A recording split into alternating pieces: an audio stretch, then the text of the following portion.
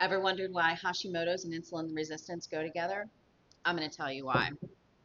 When you have Hashimoto's, you typically have hypothyroidism. When you have hypothyroidism, you have decreased thyroid hormone. The active form of thyroid hormone, you got it, T3.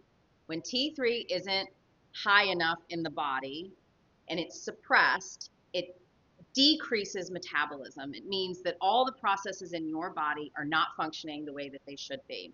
That's a problem. And that also includes glucose metabolism. So you have all this glucose that after you eat, and everything turns to glucose in the system so that ideally it can go to the cells and it can produce energy. Well, when again you don't have enough thyroid hormone, that process doesn't function the way that it's supposed to. And guess what? You have all this glucose running around in the system, insulin's not working the way that it should, and you end up with insulin resistance. There's also the caveat with Hashimoto's because you are just destined to have increased inflammation with Hashimoto's. When you have all this excessive inflammation in the body, what happens? The immune system says, oh, hey, we need to flood the system with cytokines. And you end up with kind of like a cytokine storm. You've heard of that term.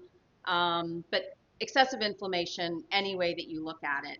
And what happens is on every cell, we have receptors. They kind of look like this.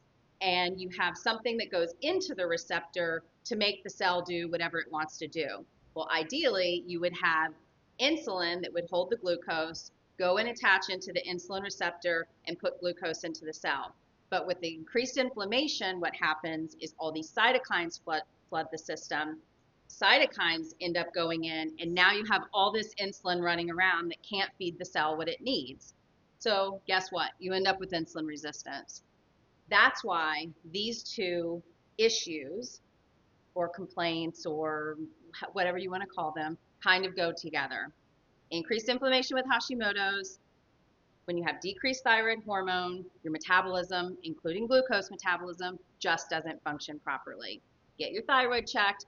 Always make sure you get fasting glucose, A1C, and insulin. Insulin's a really cheap test. People don't like to test for it, but it will tell you what your insulin's doing, and you're you're guarded with a bunch of knowledge that you need in order to make your body work better.